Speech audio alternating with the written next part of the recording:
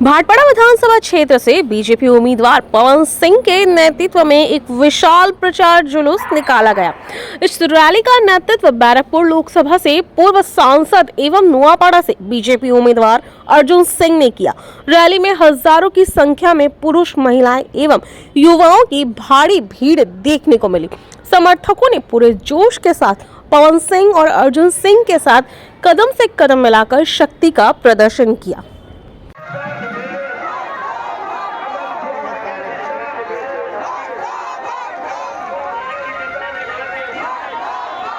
जिस तरीके से आप लोग प्रचार कर रहे हैं, आप इस लोकसभा के सांसद भी रह चुके हैं। यहाँ पे टोटल 7 विधानसभा सीटें, जिसमें से खुद एक आपके बेटे भी खड़े, क्या कहना चाहेंगे?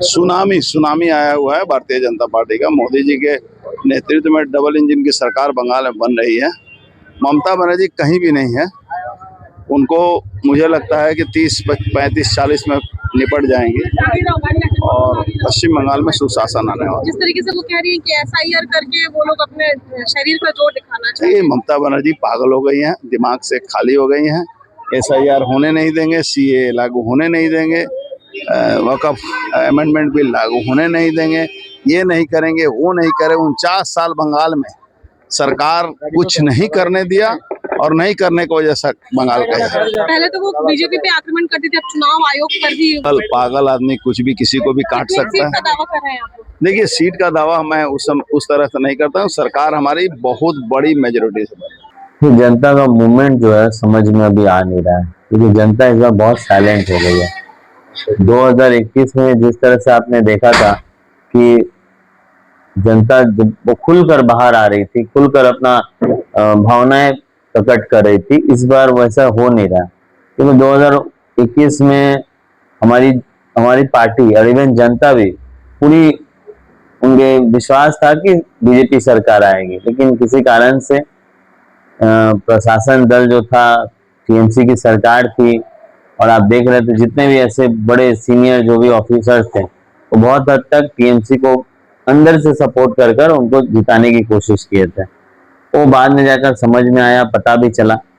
इस बार क्या हो गया, पूरा जो इलेक्शन कमीशन है उनके पास, और ऊपर से जो वायलेंस हुए वो भी देखने को बहुत मिला इस बार। इसीलिए इलेक्शन कमीशन ने इस सब चीजों के ऊपर नोट किया,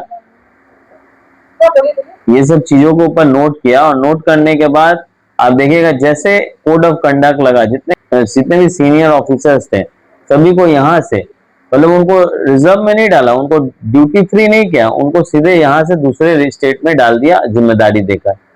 तो आप समझ सकते हैं कि इस बार इलेक्शन कमीशन इलेक्शन को लेके बहुत ज्यादा सीरियस है। लेकिन लोग का जो उस टाइम का जो भय अंदर में, वो इस बार दिखाना नहीं चाहते।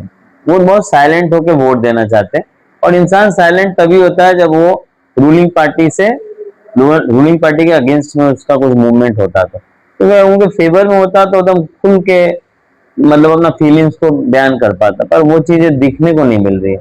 इवन हम लोगों के पास जा भी रहे हैं तो बहुत सारी कंप्लेन उनकी सुन रहे हैं, जो रोड से रिलेटेड हो, लाइट से रिलेटेड हो, साफ सफाई से रिलेटेड हो, ड्रेनेज से रिलेटेड हो, सीवरेज लाइन से रिलेटेड हो, और इवन जूट इंडस्ट्री से भी रिलेटेड। तो सब समस्या को सुनने के बाद समझ में आ रहा है कि सामने आप मीडिया के सामने वो नहीं बोलेंगे, पर अपने प्रतिनिधि के सामने वो बोलने में संकोच नहीं कर रहे हैं, क्योंकि उनको विश्वास है कि उनका प्रतिनिधि के सामने बोलेंगे तो उनको कोई प्रॉब्लम नहीं होगी। लेकिन मीडिया के सामने बोलेंगे, अगर मीडिया उसको शो करती है तो फिर TMC के लोग उनके ऊपर फिर से टॉर्चर और अत्याचार करने लगेंगे।